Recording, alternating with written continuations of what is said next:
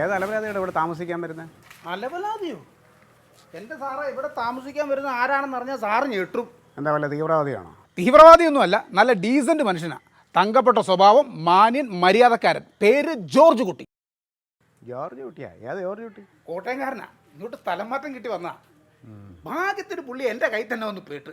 പിന്നെ പടപടയെന്ന് പറഞ്ഞ് കാര്യങ്ങളൊക്കെ നിർത്തി. പിന്നെ സാറിനറിയാലോ ഈ പവിത്രൻ്റെ ഒരു സ്റ്റൈല്. പവിത്രൻ്റെ സ്റ്റൈൽ അവിടെ നിൽക്കട്ടെ, വരുന്നവൻ്റെ സ്റ്റൈൽ എങ്ങനെയാ?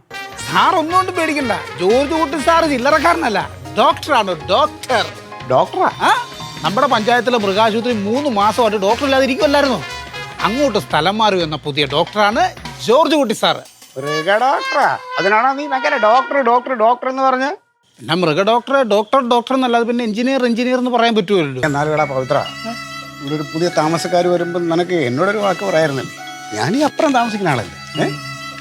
സത്യം പറയാലോ, എനിക്കിത് സാറിനോടൊന്ന് പറയണമെന്നുണ്ടായിരുന്നു. പിന്നെയാണ് ഞാൻ ആ അപകടം മനസ്സിലാക്കിയത്. എന്തോന്ന് അപകടമെന്നോ? 2 മാസം മുമ്പ് സ്ഥലം മാറി വന്ന ഒരു വില്ലേജ് ഓഫീസറെ ഞാൻ ഈ വീട് കൊണ്ടുവന്ന് കാണിച്ചായിരുന്നു. പുള്ളിക്ക് വീടും ഇഷ്ടപ്പെട്ട് വാടകയും പറഞ്ഞുറപ്പിച്ചു.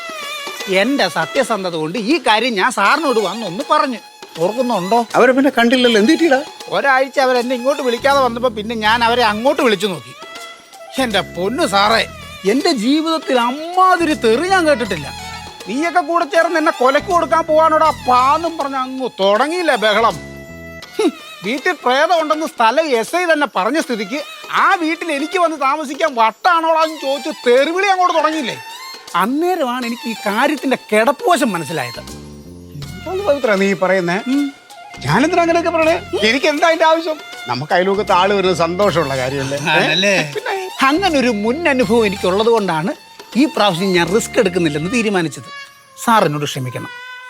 സാർ ഒന്നുകൊണ്ടും പേടിക്കണ്ട. ഇവിടെ വരാൻ പോകുന്ന ജോർജ് കുട്ടി സാറിനെ സാറിന് ഇഷ്ടപ്പെടും, ഉറപ്പ്.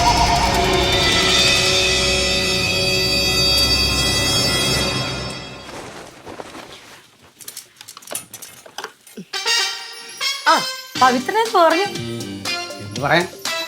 ചെയ്തത് ഭയങ്കര ചതിയായി പോയി. അല്ലെങ്കിൽ അവിടെ താമസക്കാർ പറഞ്ഞ എന്നോടൊരു വാക്ക് പറയണ്ടേ? അതല്ലേ മര്യാദ?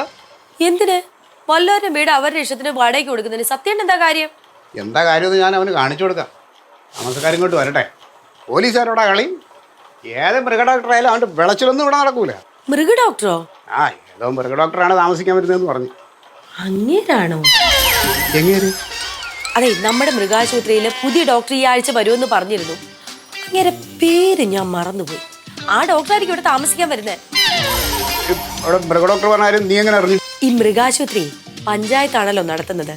പ്രസിഡന്റ് പറഞ്ഞിരുന്നു പുതിയ ഡോക്ടർ വരുന്ന കാര്യം.